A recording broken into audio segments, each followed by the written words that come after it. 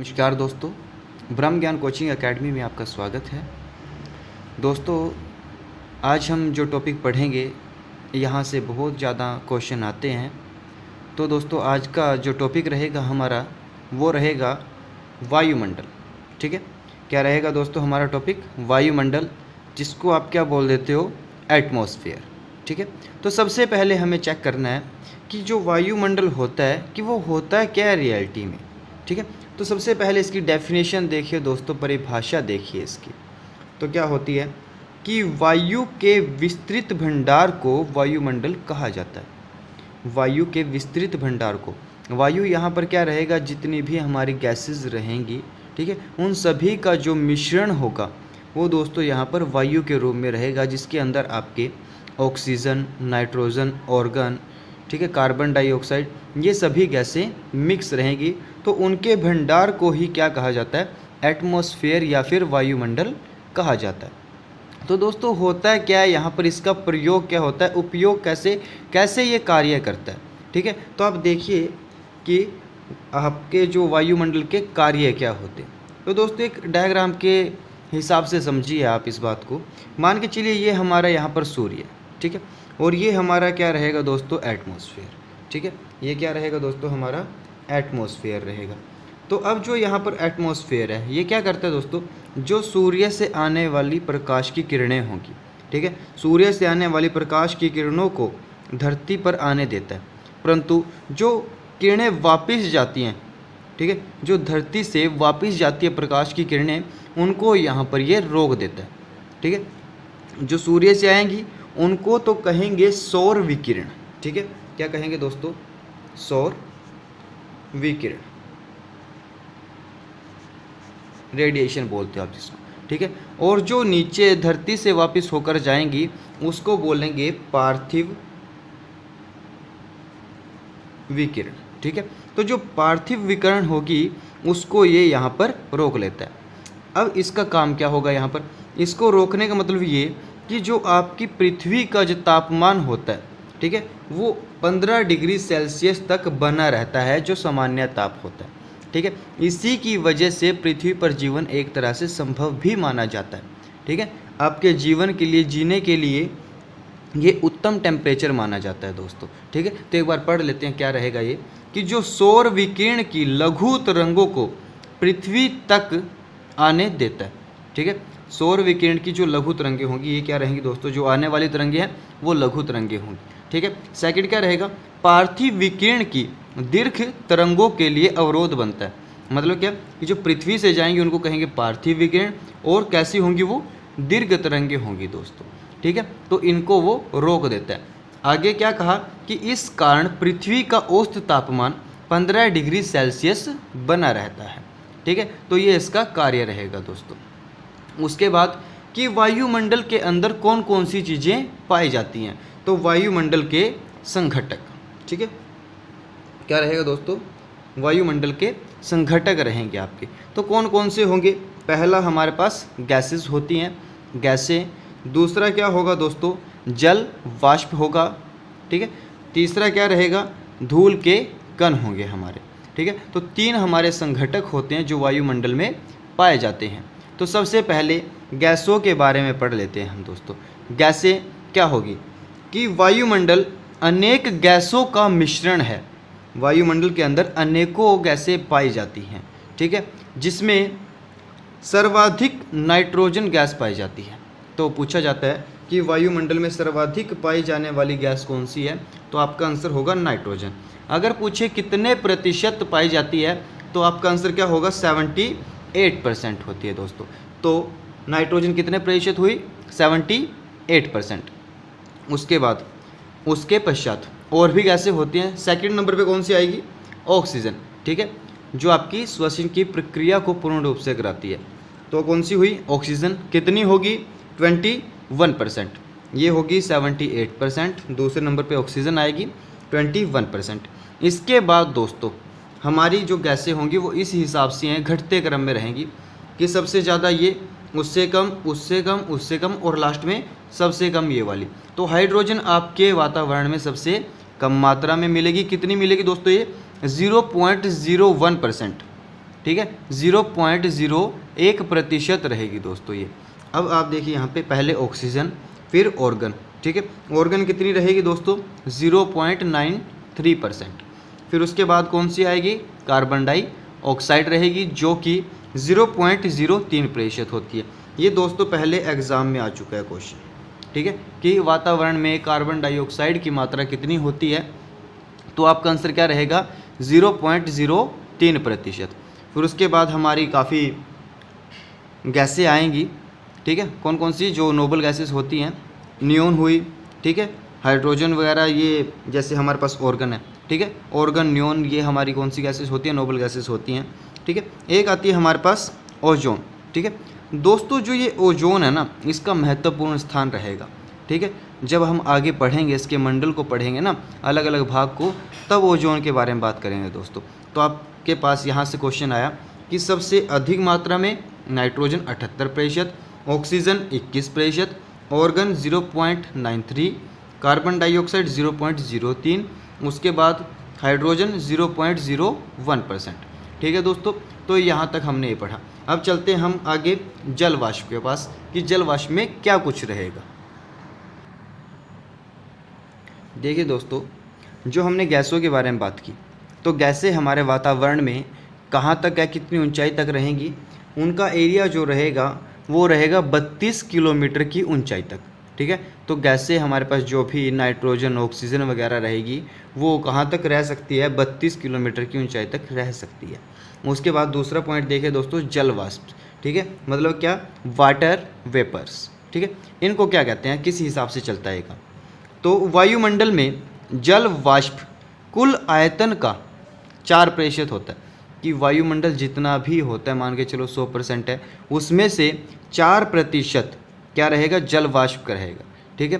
तो वायुमंडल के अंदर टोटल कितना रहेगा, 4% रहेगा, ठीक है। परंतु अगर वो बात करें मरुस्थल के अंदर, ठीक है, जैसे कि रेगिस्तान वगैरह होते हैं, शुष्क जो हमारे सूखे क्षेत्र होते हैं गर्मी वाले, अगर वहाँ पर पूछे कि जल वाष्प की मात्रा वहाँ पर कितनी रहेगी, तो वहाँ लगभग 1% तक रहेगी दोस्तों, ठीक है। तो मरुस्थलों में 1% रहेगी जल वाष्प की मात्रा, वायुमंडल में रहेगी आपकी 4%, ठीक है। उसके बाद देखिए आप तीसरा पॉइंट कि अगर आप जितनी ऊंचाई पर जाओगे तो जल वाष्प की मात्रा उतनी ही कम होती जाएगी, जितनी ऊंचाई बढ़ेगी जल वाष्प कम होते जाएंगे दोस्तों, ये आप याद रखेंगे, ठीक है। उसके बाद क्या कहा कि जल वाष्प की अधिकतम मात्रा कहाँ तक हो सकती है, 2 किलोमीटर तक हो सकती है। जैसे गैसें 32 किलोमीटर की ऊंचाई तक है ना, तो वैसे ही जो जल वाष्प है ना वो 2 किलोमीटर की ऊंचाई तक हो सकते हैं, इससे ऊपर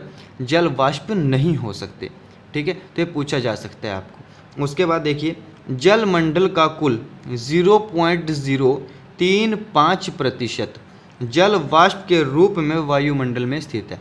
मतलब क्या हुआ कि जितनी भी पानी की मात्रा हमारी पृथ्वी पर है उसका 0.03% वायुमंडल में जल मंडल का है अवेलेबल वहाँ पर, ठीक है। उसके बाद देखिए आप तीसरा पॉइंट धूलकण। धूलकण में क्या कुछ रहेगा दोस्तों, वो पढ़ते हैं आप। धूल मिट्टी के कण, ठीक है, डस्ट पार्टिकल। धूलकण कैसे होंगे, सूक्ष्म जो मिट्टी होगी उसके कण होंगे, पराग बोल सकते हो आप, धूल बोल सकते हो इनको, या फिर जो हमारे उल्का होते हैं, ठीक है, उल्का पात बोल सकते हो, उनके जो कण होते हैं उनको उल्का पात बोलते हैं। उसके बाद धुएं की कालिख बोल सकते हो आप, या फिर समुद्री नमक। ये सभी चीज़ें आपके धूलकण के अंदर आएंगी, डस्ट पार्टिकल के अंदर आ जाएंगी, ठीक है। कार्य क्या रहेगा इनका, मान के चलिए कि ऊपर से जो प्रेशर धूप आती है हमारे पास, प्रकाश आता है, सूर्य ताप को रोकना, अगर ज़्यादा आ जाए तो उसको रोकना किनका काम होता है, जल वाष्प का।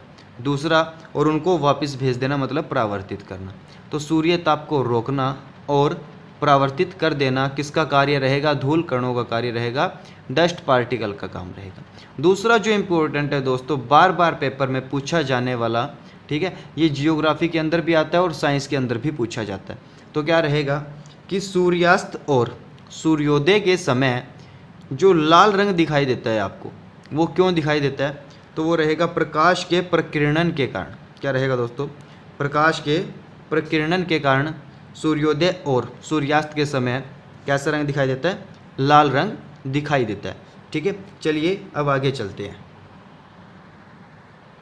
इसके बाद दोस्तों हम पढ़ेंगे वायुमंडल की संरचना। ठीक है, स्ट्रक्चर ऑफ एटमॉस्फेयर, कि जो हमारा वायुमंडल है, जो एटमॉस्फेयर है दोस्तों, वो बना कैसे है।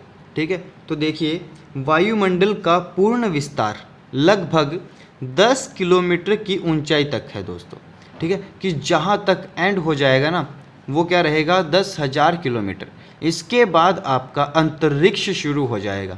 ठीक है, तो यहाँ नीचे से लेकर ऊपर 10,000 किलोमीटर तक आपका वायुमंडल फैला है। परंतु मेनली अगर देखें मुख्य रूप से ये यहाँ से सिर्फ 1,000 किलोमीटर की ऊंचाई तक ही रहेगा। उसके बाद ये विरल अवस्था में हो जाता है, मतलब 1,000 से लेकर 10,000 किलोमीटर तक ये विरल अवस्था में रहेगा। तो आपका मुख्य रूप से अगर पूछा जाए तो आप क्या कहोगे? 1,000 किलोमीटर की ऊंचाई तक कहोगे। परंतु अगर कुल पूछिए तो 10,000 किलोमीटर रहेगा दोस्तों ये। ठीक है, अब देखिए आपको वायुमंडल जो है आपका एटमॉस्फेयर, उसको 5 परतों में बांटा गया है। ठीक है, जैसे हमने इससे पहले वाली वीडियो में पृथ्वी की आंतरिक संरचना को पढ़ा था, उसमें 3 परतें थी दोस्तों। ठीक है, वैसे ही यहाँ पर क्या रहेगा? एटमॉस्फेयर में 5 परतें रहेंगी। कौन कौन सी रहेंगी? क्षोभ मंडल, दूसरा क्या रहेगा? समताप मंडल, तीसरा रहेगा मध्य मंडल, चौथा रहेगा आयन मंडल और पांचवा रहेगा हमारे पास बाह्य मंडल। ठीक है, तो ये हमारे पास 5 परतें होती हैं दोस्तों। उसके बाद देखिए आगे क्षोभ मंडल क्या होता है। सबसे पहले देखिए कि क्षोभ मंडल को हम इंग्लिश में क्या बोलते हैं? ट्रोपोस्फेयर। ठीक है, क्या बोलेंगे? ट्रोपोस्फेयर। समताप मंडल को क्या बोलेंगे? स्ट्रेटोस्फेयर। ठीक है, मध्य मंडल को बोलेंगे मेसोस्फेयर, आयन मंडल को बोलेंगे आयनोस्फेयर और बाह्य मंडल को बोलेंगे एक्सोस्फेयर। तो हम कौन सा पढ़ेंगे अब? क्षोभ मंडल यानी ट्रोपोस्फेयर सबसे पहले पढ़ेंगे। तो देखिए क्षोभ मंडल क्या रहेगा दोस्तों? यहाँ पर मान के चलिए कि हमारे पास कुछ इस प्रकार से यह है हमारी पृथ्वी हुई। अब इसके ऊपर यहाँ पे पहले वाली परत रहेगी ये वाली क्षोभ मंडल। ठीक है, दूसरी हमारी ये वाली रहेगी दोस्तों समताप मंडल। ठीक है, तीसरी रहेगी मध्य मंडल। फोर्थ यहाँ पर चौथे वाली कौन सी रहेगी? आयन मंडल। और पांचवी क्या रहेगी दोस्तों? ये बाह्य मंडल रहेगी आपकी। ठीक है, तो हमारे पास अब ध्यान से देखिए सबसे पहली कौन सी आई? क्षोभ मंडल। ठीक है, तो इसमें क्या कहा गया कि ध्रुवों पर इसकी ऊंचाई 8 किलोमीटर होती है। मतलब जैसे यहाँ पर हमारी पृथ्वी, तो जो ये लेयर बनेगी, ये परत बनेगी, वो ऐसे आ जाएगी। मतलब यहाँ पर जो इसकी ऊंचाई होगी दोस्तों वो तो रहेगी 8 किलोमीटर, परंतु यहाँ पर जो बीच में रहेगी ये मैक्सिमम होती है यहाँ पर। ठीक है, तो कितनी रहेगी दोस्तों? ये 18 किलोमीटर। तो पूछा जाता है कि क्षोभ मंडल की ऊंचाई कितनी होगी विषुवत रेखा पर? तो आप क्या कहोगे? 18 किलोमीटर, जो कि सबसे अधिक होती है। सर्वाधिक क्षोभ मंडल की ऊंचाई कितनी होगी? 18। अगर कम पूछे तो 8 किलोमीटर रहेगी दोस्तों, जो यहाँ पर बताया गया है ध्रुवों के ऊपर। ठीक है, उसके बाद सुनिए इसके बारे में कि अगर आप 165 मीटर की ऊंचाई पर जाओगे, यहाँ से लेकर 165 मीटर ऊपर जाओगे, तो आपका जो तापमान होगा 1 डिग्री सेल्सियस कम हो जाएगा। ठीक है, 165 मीटर ऊंचाई पर जाने से आपका तापमान 1 डिग्री सेल्सियस कम हो जाएगा, जबकि आपके पृथ्वी की आंतरिक संरचना के ऊपर भूपर्पटी के अंदर क्रस्ट में ये वाली चीज़ अपोजिट होती है। उसमें क्या कहा गया कि अगर आप 32 मीटर डाउन जाओगे, नीचे जाओगे, तो 1 डिग्री सेल्सियस टेम्परेचर आपका अप हो जाएगा, बढ़ जाएगा। ठीक है, तो ये इसका अपोजिट होता है आंतरिक में। परंतु जब वायुमंडल की बात करें तो ये रहेगा कि अगर आप 165 मीटर ऊंचाई पर जाओगे तो 1 डिग्री सेल्सियस तापमान कम हो जाएगा दोस्तों। ठीक है, तो क्षोभ मंडल के बारे में और जानकारी लेते हैं। चलिए आगे। क्षोभ मंडल के अंदर, ठीक है, जितनी भी हमारी मौसमी घटनाएं होती हैं, मौसम के बदलाव की जितनी भी घटनाएं होंगी वो सभी हमारी क्षोभ मंडल के अंदर होती हैं दोस्तों। जैसे कि बारिश का आना, बादल बनना, तूफान का आना और आंधी का आना, ये सभी हमारी मौसमी घटनाएं कहलाती हैं और ये अगर पूछे कि कौन से मंडल में होती हैं तो आप क्या कहोगे कि ये क्षोभ मंडल के अंदर रहेंगी आपकी, ठीक है। कहाँ पर रहेंगी? क्षोभ मंडल के अंदर। अगर वो पूछे कि जो हमारे बादल होते हैं वो क्यों तैरते हैं, ठीक है, तो ये तैरेंगे क्यों? क्योंकि इनका घनत्व कम होता है दोस्तों, ठीक है। कोई भी चीज़ क्यों तैरती है? जब उसका घनत्व डेंसिटी कम होती है, तो यही रीज़न रहेगा कि बादल आपके इसी वजह से तैरते हैं, ठीक है। उसके बाद देखिए आप आगे, अत्यधिक तीव्र गति से चलने वाली जो पवन होती है, ठीक है, वो क्षोभ मंडल के अंदर होगी। अभी बताया जैसे कि तूफान वगैरह आंधी जो आती है वो क्षोभ मंडल के अंदर आएगी। तो अत्यधिक सबसे ज़्यादा स्पीड से तेज गति से चलने वाली जो पवन होगी उसको क्या कहा जाता है? Jet stream. क्या बोलेंगे दोस्तों? Jet stream. अगर पूछे जेट स्ट्रीम कौन से मंडल में होगी आपकी, तो आप क्या कहोगे कि ये क्षोभ मंडल में मिलती है आपको, ठीक है। दूसरी जो लेयर रहेगी दोस्तों, दूसरा जो मंडल रहेगा आपका, दूसरी परत रहेगी, वो क्या रहेगी आपकी? समताप मंडल रहेगी, ठीक है। ये कहाँ से? जैसे पहले वाली आपकी क्या थी? 0 से लेकर 18 किलोमीटर तक थी दोस्तों। उसके बाद ये क्या रहेगी? 18 किलोमीटर से 50 किलोमीटर तक रहेगी, ठीक है। तो देखिए ध्यान से, 18 किलोमीटर से 50 किलोमीटर तक आपकी दूसरी परत होती है, जो कि क्या है आपकी? समताप मंडल, ठीक है। अब चक्कर क्या है इसमें कि इसमें जो तापमान है आपका कांस्टेंट रहेगा, पहले स्थिर रहेगा, ना ही बढ़ेगा ये और ना ही घटेगा। कब तक नहीं बढ़ेगा ये 18 से शुरू होती है, तो 18 से लेकर 20 किलोमीटर तक तापमान में कोई फ़र्क नहीं पड़ेगा। उसके बाद परंतु 20 किलोमीटर के बाद ओजोन परत के कारण एक साथ तापमान में वृद्धि हो जाएगी। जैसे आपकी मान के चलिए यहाँ पर ये लेयर है हमारी समताप मंडल वाली, ठीक है। तो यहाँ तक तो आपका समताप मंडल रहेगा, परंतु इसमें ही आपका कौन सा पाया जाता है? ओजोन मंडल होता है। अगर पूछे ना कि ओजोन परत कौन से मंडल में पाई जाती है, तो वो रहेगी आपकी समताप मंडल में। बहुत ज़्यादा इंपॉर्टेंट क्वेश्चन है दोस्तों ये, कि आपकी ओजोन लेयर है जो कौन से मंडल में पाई जाती है? समताप मंडल में, ठीक है। तो मान के चलिए अब आपको पता है कि सूर्य से आने वाली पराबैंगनी किरणों को ये वापस करती है, ठीक है। तो सूर्य से आने वाली जब पराबैंगनी किरणें वापस होंगी तो यहाँ पर क्या होगा दोस्तों? टेम्परेचर बढ़ जाएगा, ठीक है। इसी वजह से बोला गया है कि 20 किलोमीटर के बाद ओजोन परत के कारण एक साथ तापमान में क्या हो जाती है? वृद्धि हो जाती है, ठीक है। उसके बाद पॉइंट यहाँ पे देखिए आप कि जो मौसम रहेगा, यहाँ पर जो मौसम होगा वो बिल्कुल साफ़ रहेगा। यहाँ पर मौसम कैसा रहेगा दोस्तों?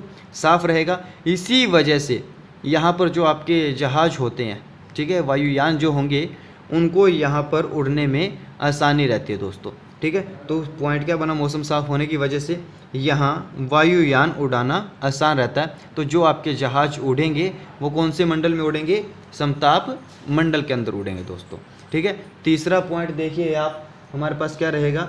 मध्य मंडल, ठीक है। मध्य मंडल में देखिए इसकी जो ऊंचाई रहेगी 50 से 80 किलोमीटर। हमने देखा पहले वाली 0 से 18 किलोमीटर, फिर 18 से 50 किलोमीटर, अब क्या रहेगा? 50 से 80 किलोमीटर, ठीक है। तो ये आपकी किसकी रहेगी? मध्य मंडल की ऊंचाई रहेगी, मेसोस्फीयर की ऊंचाई रहेगी दोस्तों, ठीक है। इसमें क्या कुछ रहता है? तापमान में गिरावट आ जाती है। पहले क्या था कि जो तापमान है वो बढ़ेगा आपका, फिर दूसरे में क्या पढ़ा हमने? समताप मंडल में 18 से 20 किलोमीटर तापमान कांस्टेंट रहेगा, उसके बाद एक साथ बढ़ जाएगा ओजोन की वजह से। फिर उसके बाद जो मध्य मंडल है इसमें क्या हुआ? तापमान में गिरावट आ जाएगी, ठीक है। और तापमान आपका लगभग -100 डिग्री सेल्सियस पर पहुंच जाएगा। कितने पर पहुंचेगा दोस्तों? -100 डिग्री सेल्सियस पर। अब यहाँ से क्वेश्चन क्या बनता है कि वायुमंडल का सबसे न्यूनतम तापमान कितना रहेगा? मतलब सबसे कम तापमान कितना होगा? वो रहेगा -100 डिग्री सेल्सियस। और अगर पूछे कहाँ पर, कौन से मंडल में रहेगा, तो आप क्या कहोगे? मध्य मंडल के अंदर ये रहता है, ठीक है। उसके बाद देखिए आपका आयन मंडल। आयन मंडल देखिए दोस्तों कहाँ तक रहेगा? इसकी ऊंचाई रहेगी 80 किलोमीटर से लेकर 640 किलोमीटर तक, ठीक है। सबसे पहले हमने देखा 0 से 18 किलोमीटर, फिर हमने देखा 18 से 50 किलोमीटर, फिर 50 से 80 किलोमीटर। अब जो चौथा रहेगा दोस्तों मंडल आपका आयन मंडल, वो रहेगा 80 से 640 किलोमीटर तक। ठीक है, अब देखिए ऊंचाई के साथ साथ तापमान में वृद्धि हो जाएगी, परंतु हमने इससे पहले पढ़ा मध्य मंडल में कि तापमान में कमी आएगी, परंतु अब जो आयन मंडल रहेगा दोस्तों यहाँ पे तापमान में क्या होगी, वृद्धि हो जाएगी। जैसे जैसे ऊंचाई बढ़ती जाएगी तापमान में आपकी वृद्धि होती जाएगी। उसके बाद यहाँ पर आप देखोगे तो इसमें क्या कहा, इसमें विद्युत आवेशित कणों की अधिकता पाई जाती है। क्या कहा गया, विद्युत आवेशित कणों की अधिकता। मतलब क्या रहेगा कि मान के चलिए आपका ये वाला जो मंडल है ये आपका आयन मंडल है दोस्तों, तो जितनी भी आपकी सैटेलाइट बोल सकते हो आपकी, ठीक है, कि जो भी सैटेलाइट होगी या फिर आपकी सिग्नल वाली चीज़ें होती हैं, ठीक है, क्या होंगी, सिग्नल देने वाली जो चीज़ें होंगी दोस्तों वो सभी यहाँ पर स्थापित की जाती है।